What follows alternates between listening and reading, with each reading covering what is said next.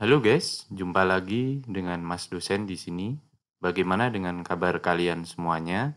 Semoga selalu dalam keadaan sehat walafiat. Baik, pada kesempatan kali ini kita akan membahas materi masih terkait dengan seri mekanika tanah. Subbahasan kali ini kita akan membahas terkait dengan stabilitas lereng atau slope stability. Materi kali ini terkait dengan stabilitas lereng ada beberapa outline yang akan kita sampaikan. Yang pertama yaitu terkait dengan definisi dan jenis longsoran. Yang kedua, penyebab longsoran. Yang ketiga, metode deteksi dari longsor. Yang keempat, analisis stabilitas lereng. Dan yang terakhir adalah metode stabilisasi dari lereng. Baik, kita mulai. Jadi memang pada akhir-akhir musim kemarau menjelang musim penghujan, itu biasanya di negara kita banyak terjadi kasus kelongsoran. Nah, kasus kelongsoran ini memang dipicu karena pada tahap musim kemarau itu biasanya tanah bersifatnya kering, kemudian kondisi air tanah di dalam masa tanah tersebut juga kadar airnya rendah, kuat gesernya cukup tinggi, tapi ketika musim penghujan datang, tiba-tiba kondisi berubah, kadar air di dalam tanah tersebut menjadi meningkat. Sehingga tekanan air pori di dalam tanah akan bertambah seiring juga dengan penambahan beban akibat adanya genangan air di atas atau di dalam masa tanah tersebut. Itulah yang seringkali menjadikan beberapa kasus kelongsoran di negara kita terjadi, baik kelongsoran yang sifatnya dia di bawah dari suatu struktur seperti ini, lereng suatu jalan, dia di bagian bawah dari lereng jalan tersebut, ataupun kelongsoran di atas suatu struktur jalan kita ataupun rumah. Jadi ini kan semacam bukit, dia longsoran dari atas ke bawah. Kalau ini longsoran dari bagian bawah struktur ke lokasi yang lebih rendah. Nah, bagaimanakah cara kita mendeteksi terjadinya longsoran-longsoran ini sebelum menjadi suatu bencana? Kemudian bagaimana pula faktor-faktor penyebab bisa terjadinya longsor seperti ini? Dan nantinya bagaimana solusi yang kita harus lakukan untuk menstabilisasi lereng supaya tidak terjadi longsor akan kita bahas secara detail di dalam video tutorial kali ini. Baik, kita lanjutkan. Yang pertama terkait dengan definisi di sini. Jadi gerakan tanah atau mass movement ialah perpindahan suatu massa tanah atau batuan pada arah tegak, miring, atau mendatar dari kedudukan semula. Gerakan tanah mencakup gerak rayapan, aliran, dan longsoran atau landslide. Jadi, seperti kita ungkapkan di depan tadi, kalau menurut definisi ini, maka longsoran itu adalah bagian dari gerakan tanah. Sebenarnya masih ada gerakan tanah yang lain, yaitu rayapan dan aliran. Namun, yang lebih kita temui atau sering kita temui di lapangan adalah longsoran atau landslide. Baik, kita lanjutkan. Longsor. Nah, apa yang dimaksud dengan longsor? Longsor adalah perpindahan material pembentuk lereng berupa batuan, tanah, atau material campuran dari kedua tersebut bergerak ke bawah atau keluar dari lereng. Proses terjadinya longsor diawali oleh air yang meresap ke dalam tanah dan akan menambah bobot dari tanah. Selain itu, jika air tersebut menembus sampai ke tanah yang kedap air, maka dia akan berperan sebagai bidang gelincir. Maka tanah akan menjadi licin dan tanah yang berada di lapisan atasnya akan bergerak mengikuti bidang gelincir tadi sehingga keluar dari lereng. Juga penambahan air ini akan menurunkan dari kekuatan geser dari suatu massa tanah. Nah, ini kita tampilkan beberapa ilustrasi terkait dengan bagian-bagian dari longsoran. Jadi ini suatu bukit yang mempunyai kemiringan ke arah kiri, sedangkan di sini ada suatu struktur jalan kita yang melintang bukit. Di sini bisa kita lihat bahwasanya terjadi kelongsoran pada daerah di atas struktur jalan ke arah bawah dengan kondisi atau bentuk longsoran seperti ini. Bidang gelincirnya berupa garis lengkung. Jadi di sini bisa kita lihat tanah yang awalnya berada pada posisi permukaan atas ini, dia turun ke bawah sehingga mendesak di tanah di bawahnya, sehingga teralirkan atau terjadi gerakan massa tanah ke arah bawah. Jadi yang perlu kita perhatikan di sini ada zona. Yang pertama adalah zona pengurangan dan yang kedua zona akumulasi.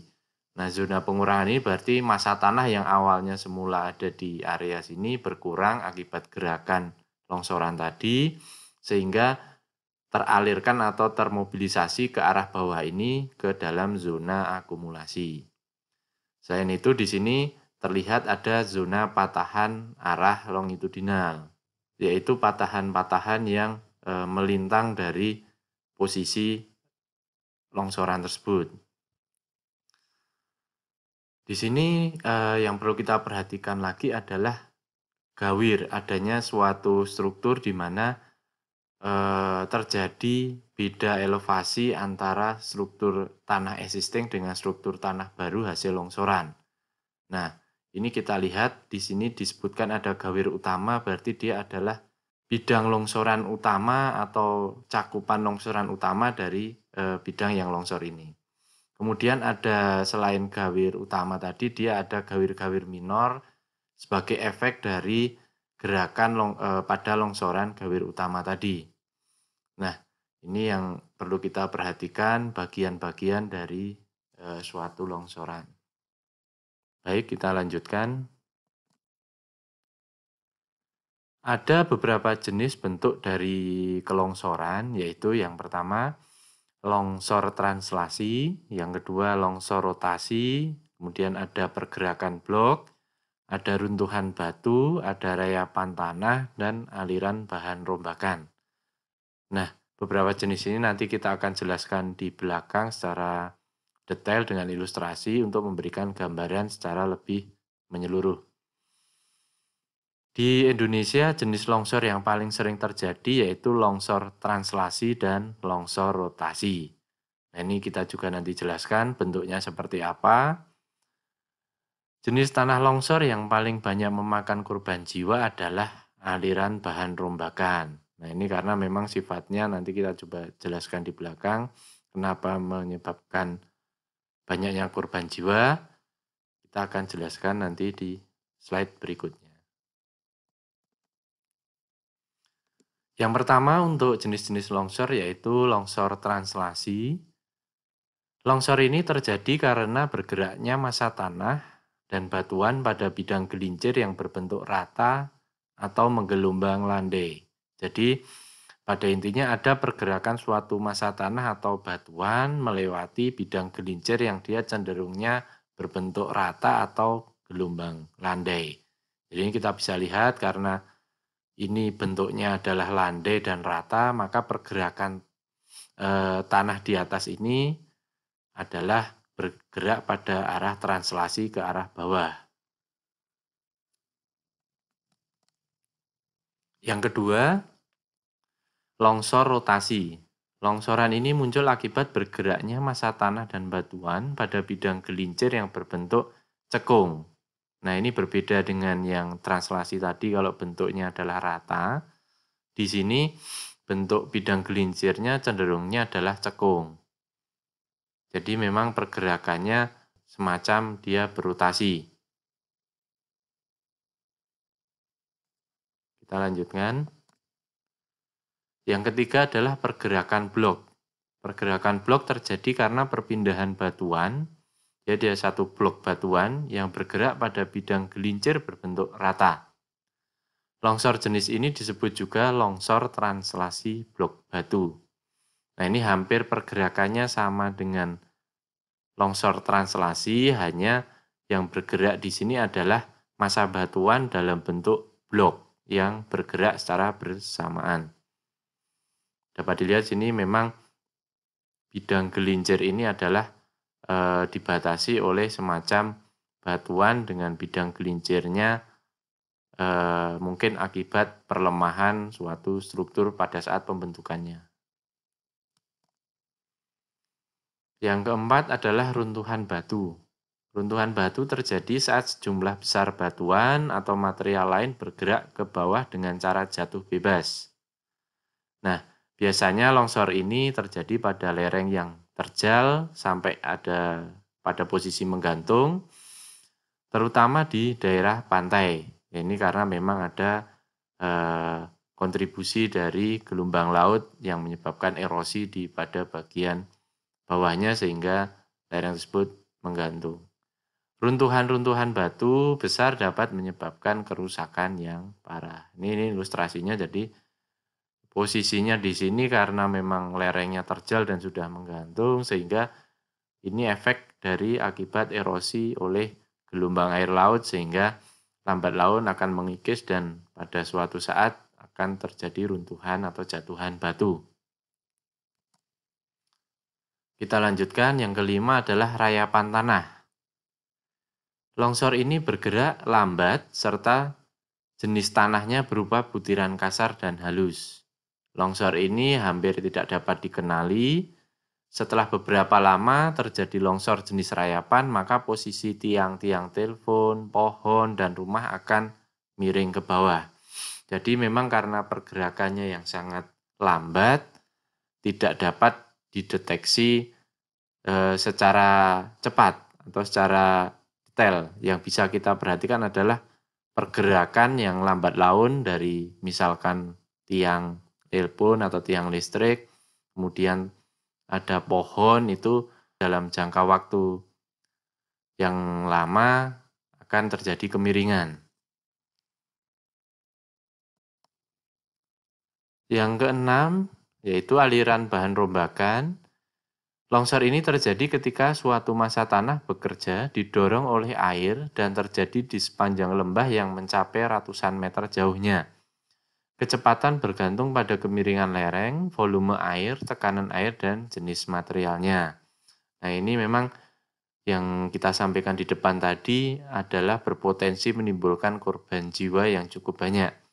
Karena material ini terbawa bercampur dengan air yang dapat mengalir di sepanjang lembah hingga jangkauannya ratusan meter, sehingga di daerah landai ini apabila ada perumahan atau ada aktivitas manusia bisa menyebabkan terjadinya korban jiwa, dan ini sifatnya adalah mendadak karena dipicu oleh adanya penambahan air yang cukup signifikan, baik itu oleh hujan ataupun oleh jebolnya suatu tampungan air sehingga menyebabkan longsoran ini terjadi.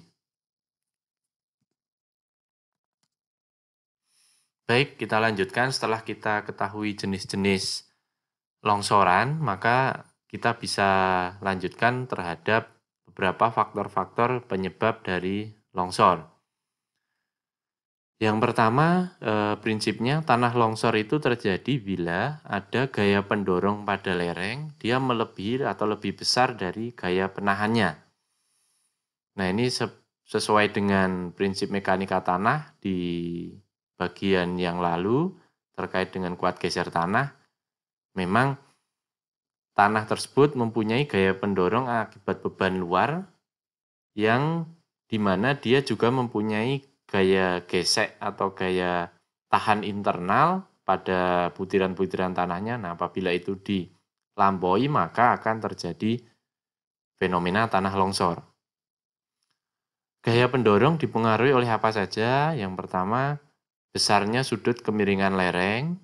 Terus kedua, dipicu juga oleh adanya tambahan air Yang ketiga adanya beban luar, kemudian dari berat jenis tanah atau batuan penyusunnya. Sedangkan gaya penahan dipengaruhi oleh apa saja? Ini biasanya dipengaruhi oleh kekuatan batuan yang menjadi penahannya, kemudian jenis dan kepadatan tanah. Nah, jenis dan kepadatan tanah di sini hubungannya seperti saya jelaskan sebelumnya adalah terkait dengan kuat geser tanah tadi. Nah, nanti coba kita sedikit singgung di belakang, bagaimanakah pengaruh dari kepadatan tanah atau nilai kuat geser tanah yang dapat menjadi gaya penahan dari suatu longsoran. Faktor penyebab terjadinya pergerakan pada lereng juga tergantung pada kondisi batuan dan tanah penyusun lereng, struktur geologi, curah hujan, vegetasi penutup, dan penggunaan lahan pada lereng tersebut. Namun bisa kita bedakan secara garis besar, yaitu faktor penyebabnya adalah faktor alam dan faktor manusia. Yang pertama, faktor alam, itu penyebabnya apa saja? Yang pertama, kondisi geologi. Nah, di sana apakah ada batuan lapuknya, kemudian kemiringan lapisannya seperti apa, apakah ada sisipan lapisan di antara bebatuan dan lempung tadi, struktur sesar dan kekar apakah ditemukan, kemudian ada pemicu yang lain seperti gempa bumi, gunung berapi, dan juga bisa kita lihat dari stratigrafi atau lapisan pembentuk dari suatu struktur tanah. Nah, ini sangat berpengaruh dari faktor alam. Yang kedua adalah iklim, ini dipengaruhi oleh curah hujan yang sangat tinggi atau tinggi. Yang ketiga, keadaan topografi, di mana lereng yang curam cenderungnya dia akan memberikan potensi longsor yang lebih besar. Selanjutnya, keadaan air, yaitu kondisi drainase yang tersumbat, kemudian ada akumulasi suatu massa air di suatu struktur atas lereng, kemudian ada erosi dalam, kemudian ada pelarutan, dan tekanan hidrostatika. Nah, ini juga akan mempengaruhi dari faktor pemicu terjadinya longsoran. Kemudian tutup alam atau vegetasi, ini apabila tutup alam atau vegetasi ini berkurang, maka juga akan mempengaruhi atau mengurangi tahanan gesernya, karena air akan masuk ke dalam struktur tanah yang akan nantinya mengurangi dari tahanan geser tanah. Nah, ini misalnya ditemukan pada tanah atau lahan yang kritis. Yang terakhir yaitu getaran. Nah, ini bisa diakibatkan oleh gempa bumi, ledakan, getaran mesin, dan getaran lalu lintas kendaraan yang lewat di lokasi tersebut. Kemudian yang kedua adalah faktor pemicunya faktor manusia itu sendiri. Nah, di sini ada beberapa contoh, mungkin tidak semuanya kita masukkan, tapi hanya beberapa contoh yang kemungkinan bisa menyebabkan terjadinya faktor pemicu longsor. Yang pertama, pemotongan tebing pada penambangan batu di lereng terjal. Nah, ini sangat umum kita jumpai di mana penambangan batu tidak memperhatikan dari sisi keselamatan, di mana ditambang pada sisi tertentu sehingga pemotongannya tidak memperhatikan dari keamanan suatu struktur lereng. Yang kedua, penimbunan tanah urugan di daerah lereng. Ini juga akan berpengaruh apabila ada lereng, kemudian ada penimbunan tanah berlebih di daerah atas lereng. Nah, ini nantinya akan memberikan beban luar kepada lereng tersebut. Bila nantinya tidak kuat lagi, maka akan terjadi suatu kelongsoran. Kemudian sistem drainase daerah lereng yang tidak baik. Ini juga berpengaruh apabila drainase di daerah lereng tidak dikelola dengan baik, di mana air dibiarkan melewati suatu lereng dengan liar, maka kemungkinan akan masuk ke dalam tanah yang ada di lereng tersebut. Nantinya bila tanah tersebut menjadi jenuh, terisi oleh air, maka potensi terjadinya longsor akan meningkat. Kemudian kegagalan konstruksi struktur penahan tanah. Nah, ini bisa juga terjadi bila kita salah dalam melaksanakan dan merencanakan dari suatu struktur penahan tanah ini juga akan memicu dari suatu longsoran. Ada juga kegiatan budidaya kolam ikan di atas lereng. Nah, ini di mana budidaya kolam ini tentu saja akan menimbulkan adanya beban tambahan air karena budidaya tersebut. Yang pertama, yang kedua, rembesan dari kolam ikan tersebut yang bila masuk ke dalam celah-celah rongga tanah tentu saja nantinya akan mengurangi dari kekuatan geser tanah tersebut. Kemudian sistem pertanian yang tidak memperhatikan irigasi yang aman ini sama hampir dengan sistem drainase. Bila irigasi juga tidak dikelola dengan baik dan aman, maka akan dapat memicu terjadinya kelongsoran. Selanjutnya, penggundulan hutan untuk lahan pertanian atau pemukiman. Ini juga hubungannya dengan vegetasi yang dihilangkan dari suatu lereng atau hutan untuk lahan pertanian, di mana vegetasi tersebut berfungsi salah satunya untuk menyerap air tanah dan akarnya sebagai perkuatan dari struktur lereng tersebut. Nah, ini bila digundul dan dijadikan lahan pertanian atau bahkan pemukiman, maka potensi kemungkinan terjadinya longsor akan semakin besar. Yang terakhir yaitu pengembangan wilayah yang tidak diimbangi dengan kesadaran masyarakat sehingga rencana umum tata ruang tidak ditaati. Ini terjadi penyalahgunaan tata ruang yang seharusnya mungkin untuk hutan lindung atau untuk area hijau, tapi dimanfaatkan untuk pertanian atau bahkan untuk pemukiman, sehingga pada akhirnya nantinya akan merugikan diri sendiri karena memicu faktor potensi terjadi kelongsoran. Baik, kita lanjutkan. Yang selanjutnya yaitu gejala umum dari suatu tanah longsor. Nah, ini apa yang harus kita cermati sebagai indikasi apabila suatu tanah itu berpotensi nantinya akan terjadi kelongsoran. Mungkin ini adalah suatu indikasi umum yang sering terjadi. Yang pertama yaitu munculnya retakan-retakan di lereng yang sejajar dengan arah tebing. Ini biasanya terjadi setelah hujan. Jadi kalau muncul suatu retakan-retakan di lereng yang dia bentuknya atau posisinya sejajar dengan arah tebing, maka ini perlu diindikasikan atau perlu kita cek bagaimanakah kestabilan dari lereng tersebut. Yang kedua adalah munculnya mata air baru secara tiba-tiba.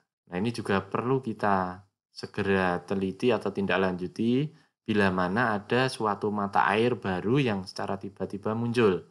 Ini bisa saja mengindikasikan bahwa di area atas lereng terjadi rekahan, kemudian ada air masuk ke lokasi tersebut sehingga dia berjalan di bawah permukaan tanah mengikuti bidang gelincir, karena bidang gelincir biasanya berupa perpindahan antara massa tanah dengan batuan yang dia impermeabel, sehingga di bagian bawah tiba-tiba muncul mata air baru secara tiba-tiba. Ini perlu kita cermati juga.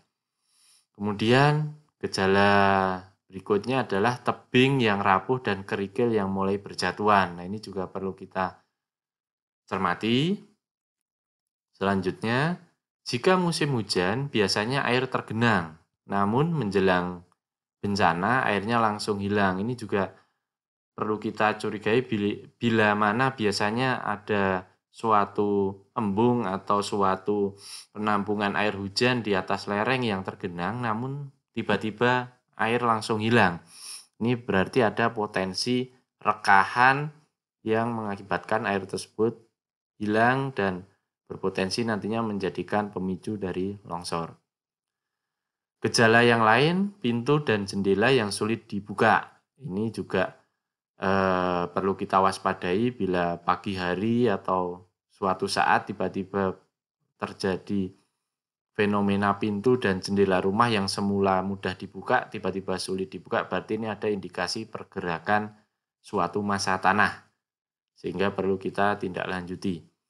Selanjutnya runtuhnya bagian tanah dalam jumlah besar. Ini juga perlu kita tindak lanjuti bila mana kita melihat fenomena seperti ini. Adanya pohon atau tiang listrik yang miring. Ini juga perlu kita curigai bila mana ada pergerakan yang menyebabkan pohon atau tiang listrik miring pada arah yang sama. Nah, ini kemungkinan ada pergerakan massa tanah, bisa saja rayapan atau mungkin pergerakan yang lain.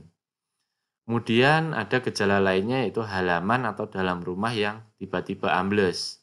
Nah, ini juga perlu kita curigai apabila kita menemukan fenomena seperti ini. Ini adalah gejala umum tanah longsor. Oke, kita lanjutkan. Nah, selain gejala umum tadi, tentu saja ada beberapa metode yang lebih efektif dan efisien untuk kita lakukan deteksi dini pada longsoran.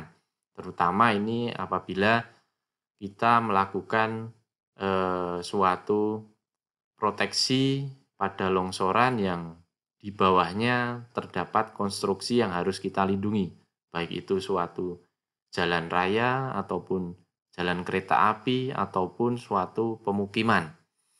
Nah, caranya seperti apa? Metode deteksi ini ada dua cara, yaitu cara pengamatan visual dan cara pemantauan dengan instrumen. Apa perbedaannya? Mari kita saksikan bersama-sama. Yang pertama, cara pengamatan visual, yaitu dengan mengamati langsung di lapangan, di mana membandingkan kondisi lereng yang bergerak atau diperkirakan bergerak dan yang tidak bergerak. Jadi ini memang kita hanya melakukan pengamatan visual dengan mungkin memperhatikan gejala-gejala yang kita sudah sebutkan di depan tadi.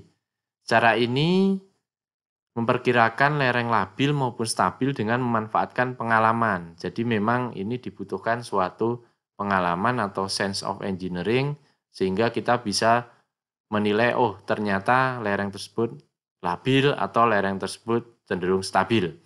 Cara ini kurang teliti, tergantung dari pengalaman seseorang tersebut. Cara ini dapat dipakai bila tidak ada resiko longsor pada saat pengamatan. Jadi ini memang sisi pengalaman seseorang akan sangat menentukan dari kesimpulan hasil apakah suatu lereng tersebut berpotensi longsor atau tidaknya.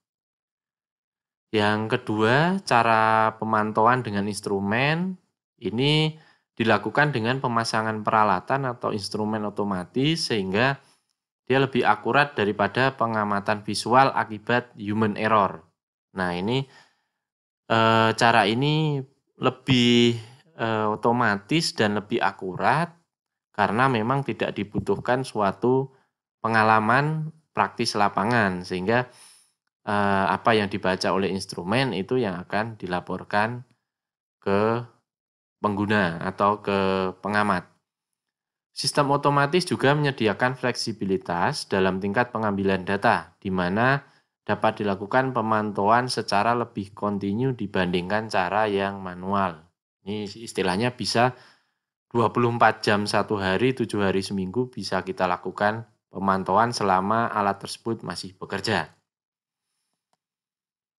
Baik, untuk yang pertama terkait dengan pengamatan visual, apa saja yang perlu kita cermati atau kita lihat di lapangan sebagai indikasi bahwa tanah tersebut mengalami potensi kelongsoran. Yang pertama adalah rekahan tarik.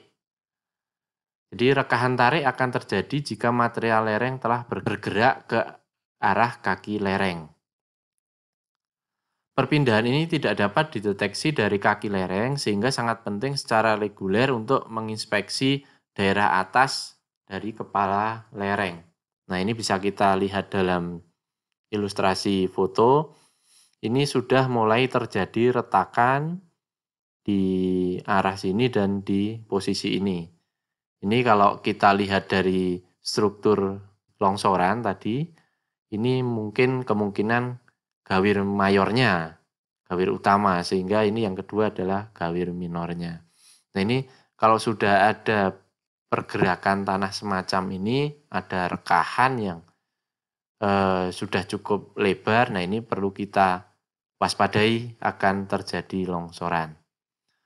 Yang kedua adalah scarps. Scarps apa scarps itu? Yaitu terjadi jika material telah bergerak ke bawah secara vertikal atau hampir vertikal. Material dan permukaan scarp dapat tidak stabil dan harus terus dipantau secara benar. Rekahan tadi bila tidak kita tangani atau lambat laun terjadi, maka akan terjadi suatu fenomena tanah ini akan ambles ke bawah secara vertikal. Nah, bila tanah ini sudah menunjukkan gejala scarp atau ambles ke bawah seperti ini, berarti terjadi potensi longsoran lanjutan yang perlu kita harus segera waspadai. Karena ini apabila ada potensi curah hujan air yang tinggi masuk ke dalam rekahan ini, maka potensi kelongsoran juga akan semakin tinggi. Pengamatan visual yang selanjutnya, yang ketiga, yaitu aliran air tak normal. Nah, ini adanya peningkatan aliran air di dalam lereng yang dapat menyebabkan pengaruh yang buruk pada lereng. Ini bisa dipicu akibat rekahan tadi terisi oleh adanya curah hujan yang tinggi. Sehingga apabila terjadi perubahan aliran langgeng pada sumur-sumur penirisan atau sumur pantau atau pada hasil pembacaan pisometer, ini juga dapat menunjukkan adanya gejala pergerakan subsurface atau pergerakan di bawah tanah di mana telah memotong muka air tanah atau lapisan pembawa air. Nah, ini perlu juga diperhatikan selain akibat air hujan, juga pergerakan subsurface yang memotong muka air di bawah tanah, ini akan menimbulkan gejala aliran air tak normal. Bila ditemukan gejala semacam ini, perlu kita curigai juga ada potensi pergerakan dari struktur massa di lereng tersebut. Selain tadi juga ada pertanda atau gejala umum lain, yaitu timbulnya mata air baru secara tiba-tiba di lokasi kaki lereng. Nah, ini perlu juga diperhatikan. Pengamatan visual yang keempat yaitu pelendutan atau rayapan. Muka lereng yang melendut itu mengindikasikan adanya rayapan atau pergerakan subsurface perlahan-lahan dari lereng. Jadi misalkan ada suatu lereng yang dia melendut dari posisi awalnya datar, berarti ada indikasi bahwasanya dia ada pergerakan di bawah muka tanah. Indikator lain terjadinya rayapan adalah dengan melihat vegetasi pada area sekitar, misalnya pergerakan pohon pada lereng. Nah, ini bisa kita saksikan juga adanya potensi rayapan adalah pergerakan atau vegetasi tanaman yang dia melengkung akibat pergerakan massa tanah. Ini bisa kita jadikan indikasi yang lain dalam pengamatan secara visual. Tentu saja secara umum dijelaskan di depan tadi, pengamatan visual ini harus dilakukan oleh seseorang yang telah mempunyai pengalaman yang cukup dalam bidang ini sehingga dapat memberikan suatu hasil kesimpulan yang lebih presisi dan akurat. Selanjutnya yang kedua terkait dengan deteksi pada kelongsoran, yaitu dengan pemantauan dengan instrumen. Hal-hal apakah sajakah yang perlu menjadi pertimbangan dari pemantauan dengan instrumen ini? Yang pertama, peralatan otomatis pada umumnya lebih akurat dari peralatan manual atau pengamatan visual karena beberapa kesalahan akibat human error tidak ada. Nah, ini jelas karena otomatisasi maka campur tangan dari human error akan sangat minim. Sistem otomatis juga menyediakan fleksibilitas dalam tingkat pengambilan data sehingga dapat dilakukan pemantauan yang lebih sering dibandingkan dengan cara yang manual. Oke, instrumen murah dan handal dalam jumlah yang lebih banyak akan lebih berguna dibandingkan beberapa instrumen mahal yang sangat sensitif. Jadi ini perlu kita perhatikan dalam pertimbangan memilih instrumen. Akan lebih baik instrumen murah dan handal jumlahnya sangat banyak daripada hanya beberapa instrumen yang dipasang akan tetapi dia mahal dan mungkin sensitif sekali yang mungkin tidak kita diperlukan sampai ketelitian di bawah milimeter. Nah, ini mungkin perlu kita perhatikan juga. Selanjutnya, estimasi gerakan pada daerah tertentu harus dilakukan untuk memastikan bahwa batas kemampuan instrumen tidak terlewati. Jadi ini semacam jangkauan kemampuan instrumen harus kita perhatikan supaya tidak ada daerah yang seharusnya itu diukur namun terlewati karena keterbatasan pembacaan instrumen. Perpindahan adalah salah satu besaran primer yang paling sering diukur pada kegiatan pemantauan lereng dengan instrumen. Pengukuran parameter lainnya, khususnya gaya dan tegangan, membutuhkan penggunaan model matematis dan karakteristik atau properties material untuk perhitungannya. Jadi selain perpindahan adalah besaran primer, perlu juga misalkan kita lakukan simulasi terkait dengan potensi keruntuhan tersebut dengan model matematis. Tapi dalam melakukan model matematis ini tentunya kita perlu mengetahui beberapa karakteristik dari material yang ada sebagai backup untuk perhitungannya. Baik, kita lanjutkan. Yang pertama, pemantauan dengan instrumen yaitu untuk pengukuran rekahan. Ini bagaimana caranya? Yang paling sederhana adalah dilakukan dengan penyemprotan cat, di mana kita semprotkan cat di lokasi tersebut. Kita amati apabila terjadi pergeseran dari cat tersebut, maka potensi akan terjadinya rekahan yang memicu longsoran perlu kita waspadai. Yang kedua adalah crack gauge dengan electrical readout yang juga ada. Tetapi sering terjadi rekahan yang melampaui batas dari pengukuran peralatan tersebut. Jadi memang perlu kita perhatikan bagaimanakah toleransi atau kemampuan alat dalam melakukan pembacaan. Jangan sampai apabila kita lakukan pembacaan dengan alat tersebut akan tetapi ternyata rekahan yang kita ukur sudah melampaui dari batas pengukuran peralatan yang seharusnya itu menjadi early warning kita, malah tidak kita sadari atau kita anggap pertambahan dari retakan tersebut tidak terjadi atau sudah menjadi statis. Yang seharusnya apabila penambahan tersebut menjadi indikasi akan terjadinya pergerakan massa tanah, bila statis maka kemungkinan pergerakan itu sudah terhenti. Nah, ini perlu kita perhatikan. Selain itu, di sini juga tersedia adanya suatu alarm apabila terjadi pergerakan tanah yang kita sudah setting pergerakan tanah tertentu. Jika dia melewati suatu threshold atau suatu angka yang kita tetapkan, maka akan terjadi suatu warning melalui alarm ini, sehingga akan memberikan warning bagi kita ataupun pengguna jalan atau warga masyarakat sekitar terkait dengan pergerakan lereng tersebut. Yang kedua yaitu dengan wireline extensometer. Nah, ini seperti apa bentuknya?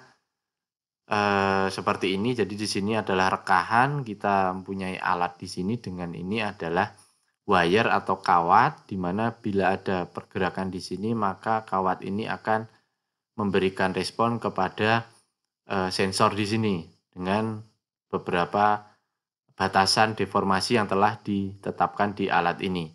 Bila nantinya terlampaui, maka alarm juga akan dapat memberikan peringatan. Nah, ini dapat diprogramkan untuk mengaktifkan alarm. Pelendutan yang tersedia itu harus minimal, dalam artian karena keterbatasan alat, pelendutan apabila terjadi secara mendadak atau besar kemungkinan tidak akan terekod oleh alat. Kadang-kadang perlu dilakukan adjustment akibat ekspansi termal dari kabel. Nah, ini mungkin perlu suatu penyesuaian hasil karena memang kabel ini sifatnya mudah memuai akibat panas dan menyusut akibat dingin. Juga kemungkinan adanya burung yang hinggap di atas extensometer ini akibat gangguan mungkin hewan liar yang hinggap di dalam wire ini. Bila mereka atau hewan tersebut hinggap, tentu saja pergerakan dari sensor akan ditunjukkan adanya pergerakan lereng, padahal itu disebabkan oleh gangguan hewan liar. Baik, selanjutnya pemantauan dengan instrumen berikutnya adalah dengan inclinometer. Inclinometer ini terdiri atas sebuah casing yang dipasang ke dalam tanah melalui area yang diperkirakan terjadi pergerakan.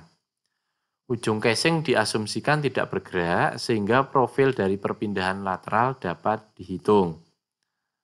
Sisi casing mempunyai lajur untuk unit sensor, defleksi dari casing akibat massa tanah atau batuan diukur berdasarkan inklinasi dari unit sensor. Jadi ini peralatannya adalah seperti ini, suatu tabung dimasukkan ke dalam suatu massa tanah yang dicurigai bergerak.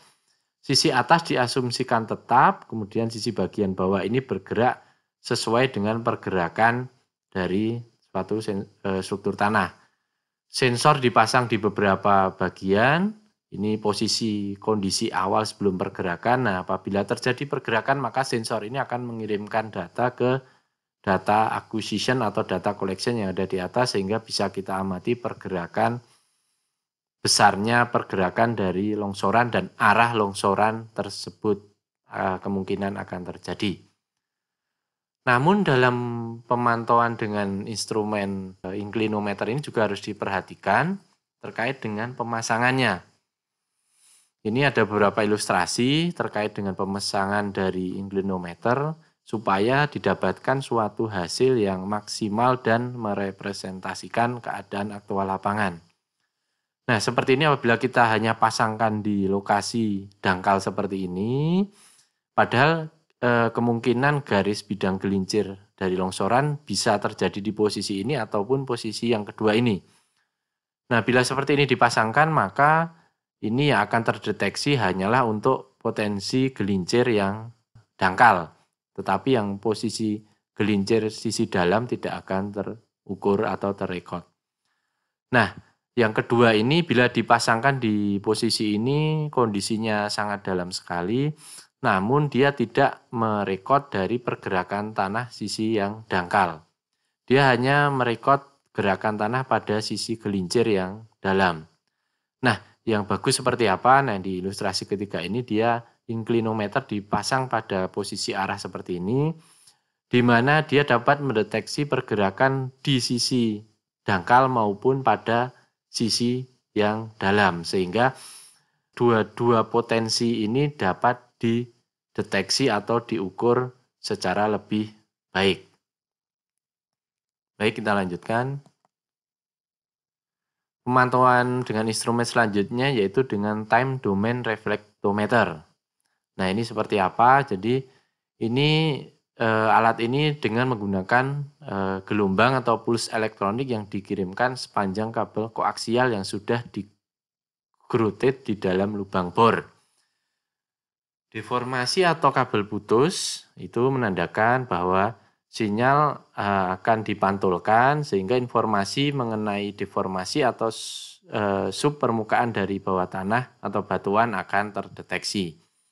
Jadi alat seperti ini dibuat lubang bor kemudian dikirimkan suatu kabel koaksial yang dia di-grouting.